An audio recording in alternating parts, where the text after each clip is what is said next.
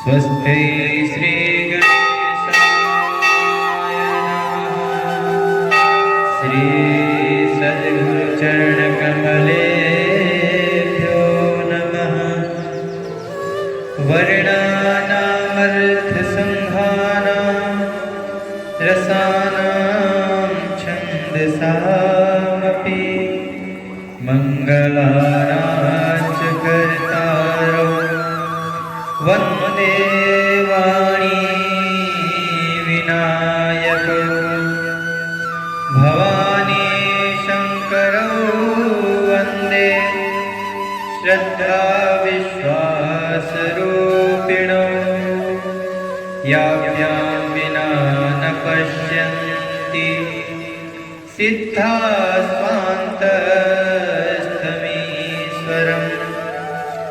गुरुर्ब्रह्मा गुरुर्विष्णु गुरुर्देव महेश्वर गुरुः साक्षात् परब्रह्म तस्मै श्री गुरवे नमः। सच्चिदानन्दरूपाय विश्वोत्पत्त्यादिहेतवे तापत्रय विनाशाय श्रीकृष्णाय वयं नुमः। यं प्रव्रजन्तमनुपेतमपेतकृत्यं द्वैपायनो विरहकातर्या जुहाव पुत्रेति तन्मयतया तं सर्वभूतहृदयं मुनिमानतोऽस्मि। बोलिए बांके बिहारी लाल की, सद्गुरुदेव भगवान की, भागवत महापुराण की जय। परात्पर ब्रह्म अकारण करुणा अरुणालय भक्तवांछा कल्पतरु तड़िदिन पीताम्बरधारी श्री बालकृष्ण लाल की वांगमय प्रतिमूर्ति। ये भागवत महापुराण हम लोगों ने कल के प्रसंग में श्रवण किया कि महाराज भरत जी किस प्रकार से अपने आप को अपने परिवार वालों से ही बचा रहे हैं कि कहीं मेरे अपने परिवारों में अपने स्वजनों से लगाव ना हो जाए, क्योंकि 2 जन्मों से वो भटक रहे हैं केवल मोह के कारण। एक जन्म में तो चक्रवर्ती सम्राट हुए महाराज ऋषभ देव के पुत्र। उस जन्म में एक हिरण के प्रति आसक्त होने के कारण इनको दूसरा जन्म हिरण का प्राप्त हुआ। जब हिरण का शरीर त्यागे तो फिर एक ब्राह्मण कुल में जन्म लिए हैं और उसी जन्म में इनको राजा रघुगण से दिव्य वार्ता होती है, जिसमें रघुगण को ज्ञानोपदेश करते हैं। उसके बाद इन्हीं भरत महाराज के वंश का वर्णन करते हैं सुखदेव जी महाराज। सुखदेव जी कहते हैं कि राजन, भरत जी के पुत्रों में सबसे बड़ा सुमति था। वह अपने दादाजी ऋषभ देव जी के जैसे ही परम तपस्वी परम ज्ञान अपने दादाजी ऋषभ जी के मार्ग का ही अनुसरण करता था। इसीलिए कलयुग में लोग सुमति को भी भगवान का दर्जा देंगे, कहेंगे कि ये भगवान है। जो पाखंडी लोग होंगे वो सुमति को परमेश्वर मानेंगे। और परमेश्वर को ऐसा नहीं मानेंगे कि जो पूरे सृष्टि को चलाता है। इनको वही मानेंगे जो ईश्वर में श्रद्धा न रखते हैं, अपनी दुष्ट बुद्धि से वेद विरुद्ध कल्पना करते रहेंगे और ये सुमति को ही परमेश्वर मानेंगे। सुमति की पत्नी वृद्ध सेना से देवता जिंद नामक एक पुत्र हुआ। सुमति और वृद्ध सेना के पुत्र का नाम था देवता जिंद। देवता जिंद के और आसुरी से विवाह हुआ। आसुरी से एक पुत्र हुआ देवद्युम्न, दूसरा पुत्र हुआ धेनु। धेनुमती का विवाह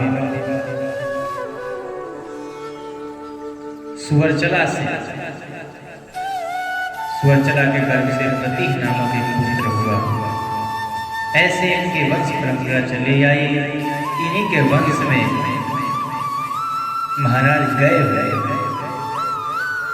गए के बारे में कहा जाता है कि इन के कुल में ऋषभ देव के वंश में कोई ऐसा नहीं हुआ जिसकी तुलना महाराज गए से किया जाए। गए तो ऐसे एक महान राजा हुए कि जो बचपन से लेकर के और मरणोपरांत केवल यज्ञ में यज्ञ ही करते रहे। इनका एक ही काम था यज्ञ करना, नित्य इनका यज्ञ चलते रहे। गए महाराज के बारे में कहा जाता है कि अपने कर्मों से महाराज गए की बराबरी कोई राजा नहीं कर सकता है। गए को तो साक्षात भगवान की कला माना जाता है। गए महाराज ने इतना यज्ञ किया कि पूरे पृथ्वी में किसी प्रकार का दुख, किसी प्रकार का दारिद्र्य रहा ही नहीं। यज्ञ नारायण ने सब कुछ का हरण कर लिया। इन्हीं गए महाराज के वंश में आगे चल के सम्राट हुए। सम्राट के मरीचि हुए, मरीचि के घर में मधु हुए और मधु के ही वीरव्रत हुए, वीरव्रत के भोज हुए, फिर मंथु हुए, प्रमंथु हुए। ये दो पुत्र हुए भोज के। मंथु के सत्या से विवाह हुआ और सत्या के गर्भ से भौवन हुए। भौवन के दूसरा के गर्भ से त्वष्टा हुए। त्वष्टा के विरोचना से विरज हुए और विरज के विसूचि नाम की भार्या से शतजित आदि 100 पुत्र हुए। 100 पुत्रों के साथ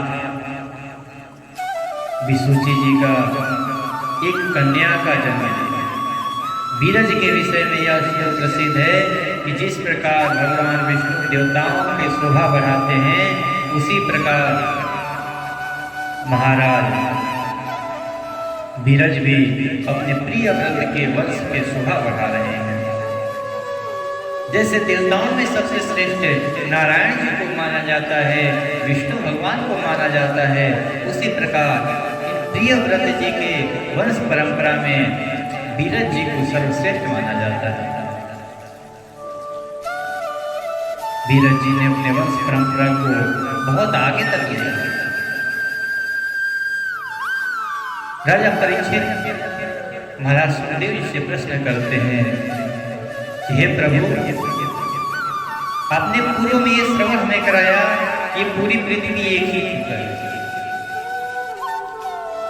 जहां तक सूर्य का ये प्रकाश दिखाई दे रहा है, जहां तक तारागण के सहित चंद्रदेव दिख पड़ते हैं, वहां तक की भूमि केवल और केवल एक है। उसमें भी आपने बताया हमें कि जब महाराज प्रियव्रत ने देखा कि जब सुमेरु पर्वत के उस साइड सूर्य भगवान जाते हैं तो इधर अंधेरा हो जाता है। ये बात उनको अच्छी नहीं लगी।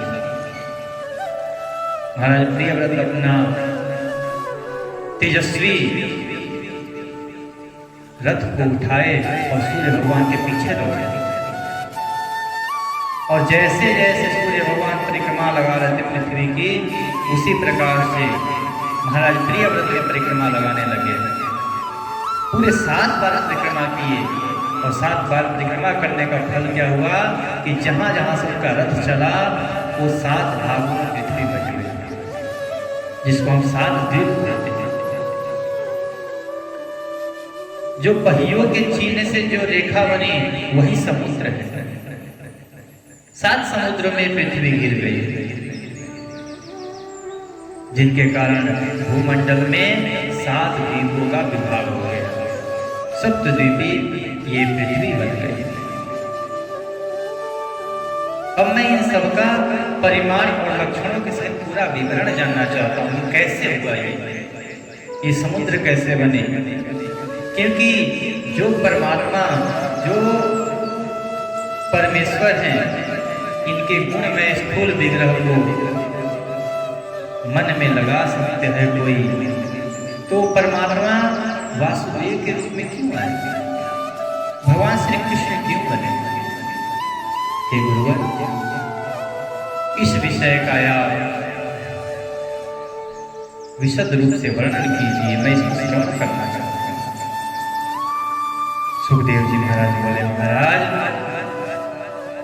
भगवान की माया के गुणों का इतना विस्तार है कि यदि कोई पुरुष देवताओं के समान भी आयु पाले और उस परमेश्वर के माया का गुणों का गान करने लगे, फिर भी नहीं कर सकता। उस परमेश्वर की माया ऐसी है कि जिसको सहस्र मुख वाले शेषनाग भी नहीं गान कर सकते, तो हम मनुष्यों को क्या कहें? अपने वाणी से कोई सोचे कि मैं उस माया का वर्णन कर सकूं, तो असंभव है। और मायापति का आपको वर्णन करने के लिए बोल रहे हैं कि वो वासुदेव क्यों बने? तो हे राजन, जितना हो सकता है मैं आपको भूमंडल की विशेषताओं का वर्णन करूंगा, आप उसको श्रवण करें। यह जम्बूद्वीप है जिसमें हम लोग रहते हैं। भूमंडल एक कमल के जैसा है। उस कमल में 7 परत हैं। 7 परतों में जो केंद्र का परत है, जो सबसे शुरू का परत मान लीजिए, वो परत है ये जम्बूद्वीप। सबसे भीतर का कोष है ये जम्बूद्वीप। इसका विस्तार 1 लाख योजन है और यह कमल पत्र के समान गोलाकार है। इसमें 9-9 हजार योजन विस्तार वाले 9 वर्ष हैं। 7 द्वीपों में से एक जम्बूद्वीप, और जम्बूद्वीप में 9 वर्ष प्राप्त होते हैं।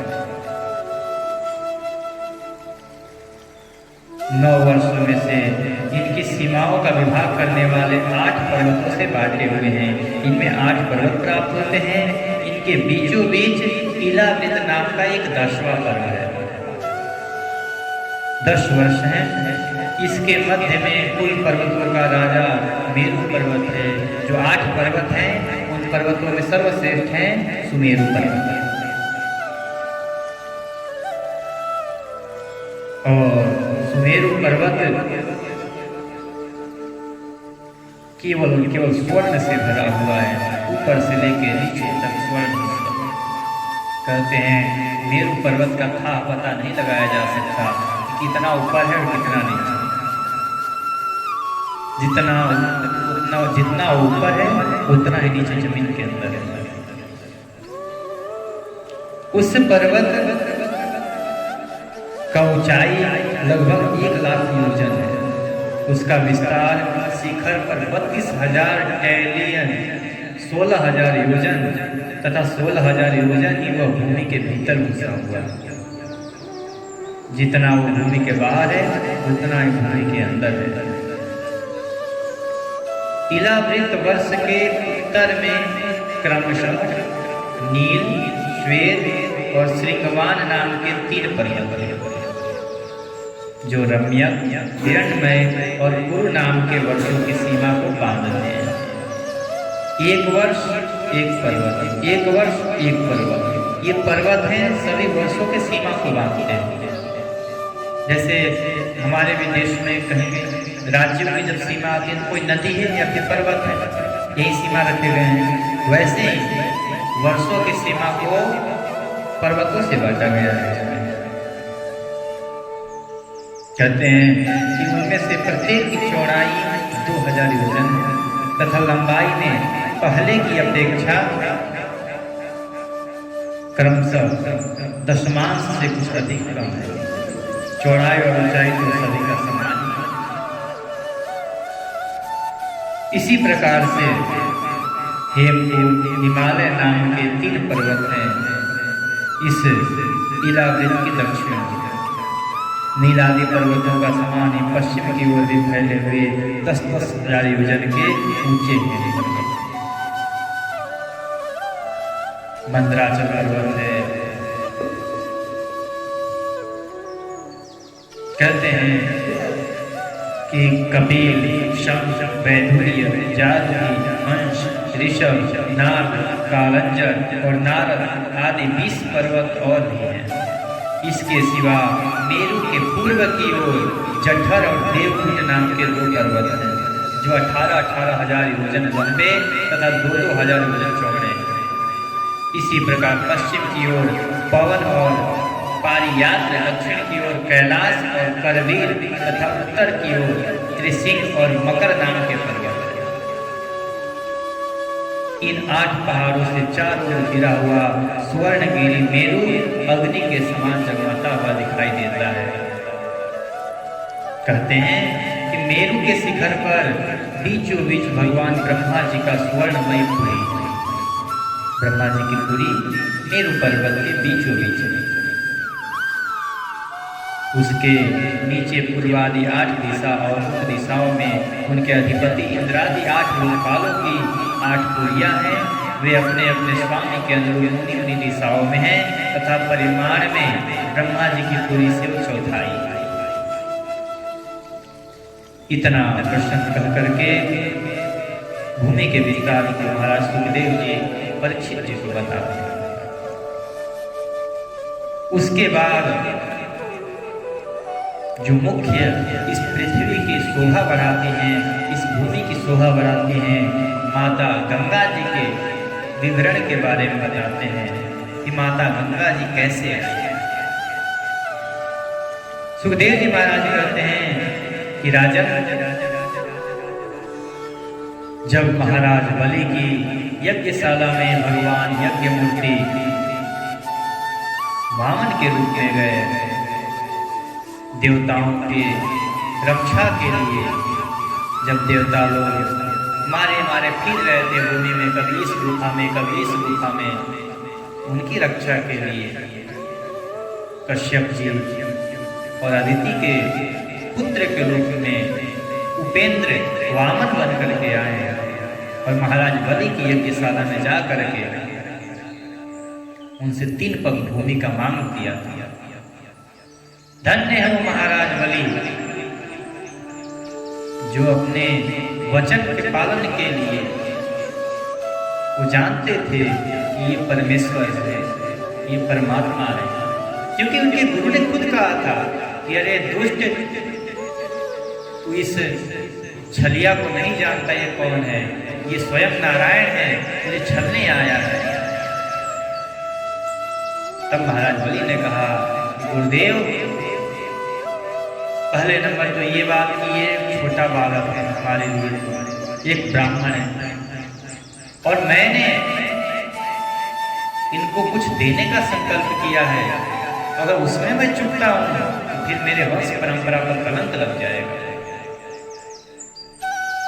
हमारे कुल में ऐसा तो कभी हुआ नहीं कि देने को कहा जाए और ना दिया गया।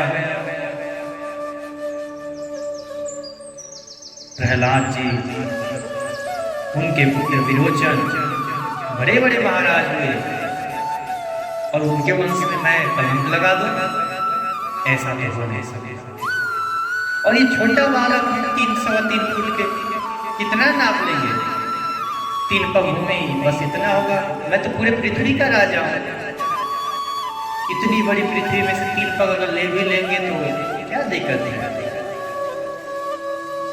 और आप बोल रहे हैं कि ये भगवान है, तो ठीक है। आज तो मेरा और भी बड़ा सौभाग्य हो गया कि मेरे दरवाजे पर, मेरे द्वार पर स्वयं परमेश्वर आकर के मुझसे कुछ मांग रहा है। पूरी दुनिया जिससे कुछ ना कुछ मांगती है वो मेरे पास आया है मांगने के लिए। ऐसा सौभाग्य कहाँ मिलेगा? तो आज तो मैं सब ओर से धन्य हूँ महाराज। आज मुझे आप मत रोकिए कुछ देने से। वामन जी के कहने पर महाराज बलि हाथ में जल लिए और 3 पग भूमि देने का संकल्प करते हैं। जब महाराज बलि 3 पग भूमि देने का संकल्प करते हैं, वहीं परमेश्वर, वहीं वामन भगवान अपने स्वरूप को विकराल, भयंकर और बड़ा करके 2 ही पग में पूरी सृष्टि को नाप लेते हैं। आगे के प्रसंग तो बाद में आएंगे बलि चरित्र में, लेकिन यहाँ पर इतना ही है कि जो प्रथम चरण में नापे हैं, प्रथम चरण जो ही बढ़ाए हैं, वो चरण भगवान ब्रह्मलोक सत्यलोक को चला गया है और भगवान के बाएं चरण के अंगूठे वहां पहुंचा। जब अंगूठा पहुंचा, ब्रह्मा जी ने देखा ये तो मेरे इष्ट देव का चरण चिन्ह है। और उस बाएं पैर के अंगूठे के नख ब्रह्मा जी ने अपने कमंडल में भरे जल से धुला। जब उसको धुले तो भगवान नारायण के चरणों में जो केसर लगा हुआ था, उस केसर से युक्त जल जब नीचे गिरा तो उसको ही ब्रह्मा जी ने अपने कमंडलों में फिर से धारण कर लिया। वो जल ऐसा है कि जो एक बार उसको स्पर्श कर ले, स्पर्श करने की तो बड़ी बात है, केवल उसका दर्शन कर ले, गंगा तो दर्शनार्थ, उसका केवल दर्शन कर ले तो सभी पाप मुक्त हो जाते हैं, सभी पाप नष्ट हो जाते हैं। उसको उन्होंने धारण कर लिया। उस जल की पवित्रता को क्या कहा जाए? वो हमेशा ही निर्मल रहती है, चाहे कितने भी पापियों के पाप को नष्ट कर दे।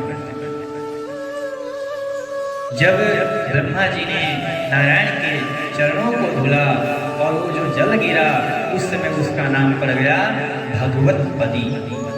गंगा जी का एक नाम है भगवतपदी।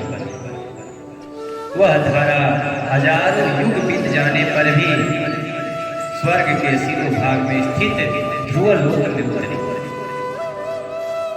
ये ध्रुवलोक वही है जहाँ पर भगवान विष्णु के परम भक्त महाराज ध्रुव जी रहते हैं। जब वो जल ध्रुवलोक में उतरी, उस जल का नाम हो गया विष्णुपदी, भगवतपदी। फिर उसके बाद का नाम पड़ा विष्णुपदी। गंगा जी का दूसरा नाम विष्णुपदी है। वीर व्रत परीक्षित उस ध्रुवलोक में उत्तानपाद के पुत्र महाराज ध्रुव जी रहते हैं। वो नित्य प्रति इस जल का मनन करते हैं, चिंतन करते हैं, उसमें स्नान करते हैं, उसका पान करते हैं, निरंतर ही इस जल का ही आश्रय लिए रहते हैं। ऐसा मानकर आज भी उस जल को बड़े आदर से अपने सिर पर चढ़ाते हैं। इसके पश्चात आत्मनिष्ठ सप्त ऋषिगणों ने उसको अपने सिर पे धारण किया। बहुत समय तक स्वर्ग में रहने पर जब महाराज सगर के पुत्रों ने एक ब्राह्मण का, एक महात्मा का अपमान कर दिया, जिससे उनके 60,000 पुत्रों को एक बार में इस ब्राह्मण के क्रोध ने जला करके भस्म कर दिया। उन 60,000 सगर के पुत्रों के उद्धार के लिए सगर के वंश में ही महाराज भगीरथ हुए और भगीरथ ने घोर तपस्या की। 3 पीढ़ी बीत गई, लेकिन 3 पीढ़ियों में से कोई भी मां गंगा को नहीं उतार सका। भगीरथ जी ने घोर तपस्या की। तपस्या से मां गंगा प्रसन्न हुई, बोली कि मैं आने के लिए तैयार हूं, परंतु मेरा वेग बहुत तेज है भगीरथ, कोई मुझे सहन नहीं कर सकता। ये पृथ्वी पर मैं अचानक से आऊंगी, पृथ्वी रसातल में चली जाएगी, फिर मेरे आने से क्या लाभ। मैं एक माँ हूं और मैं नहीं चाहती हूं कि किसी का किसी प्रकार से अहित हो। इसलिए तुम कुछ ऐसा उपाय करो, कुछ ऐसे को ढूंढो जो मुझे धारण कर सके, मैं आऊं तो मुझे स्थिर रख सके। उन्होंने कहा कि ऐसा कौन हो सकता है। भगीरथ जी ने ब्रह्मा जी की तपस्या की। ब्रह्मा जी ने बताया कि भगवान भोलेनाथ के अलावा इस संसार में कोई भी हितकर नहीं है, सबका कल्याण करने वाले वही शिव भगवान है, उन्हीं के शरण में जाओ। भगीरथ जी ने भगवान शिव की तपस्या की। भगवान आशुतोष हैं, शीघ्र ही प्रसन्न हो गए। बोले कि मांगो क्या चाहिए। उन्होंने कहा कि देवी गंगा आने वाली हैं, उनको प्रभु धारण करने। शिव जी ने कहा कि अच्छी बात है, ये तो जगत के हित की बात है, इसमें क्या सोचना, ये तो मैं अवश्य करूंगा। देवी गंगा से कहो तो वो अपने वेग के साथ आए, उनका स्वागत है पृथ्वी में। देखिए, जितने देवताओं को हम सुनते हैं सबका अलग अलग लोक है। भगवान विष्णु अपने क्षीर सागर में रहते हैं, राम जी को भी कहा जाता है कि साकेत धाम में रहते हैं, हमारे गोपाल जी भी गोलोक धाम में रहते हैं। परंतु शिव भगवान ऐसे देवता हैं वो पृथ्वी को छोड़ के कभी जाते नहीं। इसी पृथ्वी में पहाड़ों पर कैलाश में रहते हैं। तो हम माने तो इस पूरे पृथ्वी का राजा भगवान शिव जी हैं। शिव जी ने कहा कि बुलाओ उनको, उनका स्वागत है इस पृथ्वी पर। देवी गंगा आई। आने से पहले देवी गंगा का कहा जाता है कि 4 धाराओं में देवी गंगा विभक्त हुई है। सीता, अलकनंदा, चक्षु और भद्रा, ये 4 धारा माता गंगा विभक्त हुई है तथा अलग अलग 4 दिशाओं में बहती हुई अंत में नद नदियों के अधीश्वर समुद्र में जाकर के मिल जाती है 4 धाराएं। और इनमें सीता ब्रह्मपुरी से गिरकर केसराचलों के सर्वोच्च शिखरों में होकर नीचे की ओर बहती हैं, गंधमादन के शिखरों पर गिरती हैं और भद्रास वर्ष को प्लावित करके पूर्व की ओर खारे समुद्र में जाकर के मिल जाती है। इसी प्रकार जो 4 धाराओं में से एक चक्षु है, चक्षु मल्यवान के शिखर पर पहुंचकर वहां से 13 टोक केतुमाल वर्ष में बहती पश्चिम की ओर 4 समुद्र में जाकर के मिल जाती है। ये 7 समुद्र हैं, 7 समुद्र भी एक जैसे नहीं है, सबका स्वाद अलग है। कोई क्षारीय है, कोई दूध का है, कोई घी का है, ऐसे ऐसे समुद्र हैं। जो चक्षु नाम की धारा हुई वो जाकर के केतुमाल वर्ष में बहती हुई समुद्र में 4 समुद्र है, उसमें जाकर के मिल जाती है। जो तीसरा धारा निकला भद्रा, वो मेरू पर्वत के शिखर से उत्तर की ओर गिरती हुई तथा एक पर्वत से दूसरे पर्वत पर जाती, अंत में श्रृंगवान के शिखर से गिरकर उत्तर पूर्व देश में होकर के उत्तर की ओर बहती हुई समुद्र में जाकर के मिल जाती है। और एक चौथी अलकनंदा, जो ब्रह्मपुरी से दक्षिण की ओर गिर करके अनेकों गिरी शिखरों से लांघती हुई हेमकुंड पर्वत पर पहुंची। हेमकुंड पर्वत कौन सा है महाराज? जिसको हम लोग हिमालय कहते हैं। ये अलकनंदा जी आई और हिमालय पर भगवान शिव जी विराजमान थे। शिव जी की जटा से होकर के उसी हिमालय से बहती हुई वहां से अत्यंत तीव्र वेग से हिमालय के शिखरों को चिरती हुई भारतवर्ष में पहुंची। और ये भारतवर्ष के परम तीर्थों में जा करके सबको आनंदित करती हुई, सब पर कृपा बरसाती हुई आगे बढ़ती है। ये हरिद्वार ऐसा क्षेत्र है जहां पर माता गंगा पहली बार पठारी क्षेत्र में आती है। इससे पहले पहाड़ी क्षेत्र में थी। ऋषिकेश तक पहाड़ी क्षेत्र में है, ऋषिकेश से आगे चलती हैं, यहाँ हरिद्वार में आती हैं।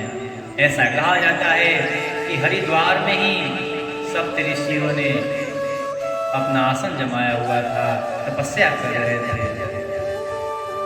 अब माता सोची कि मैं कैसे जाऊं, एक बड़ी विशाल धारा थी और उनको कैसे बहा दूं मैं, उनको ऋषि का अपमान करूं। तब माता गंगा ने यहीं पर 7 धाराओं में अपने आप को विभक्त कर लिया।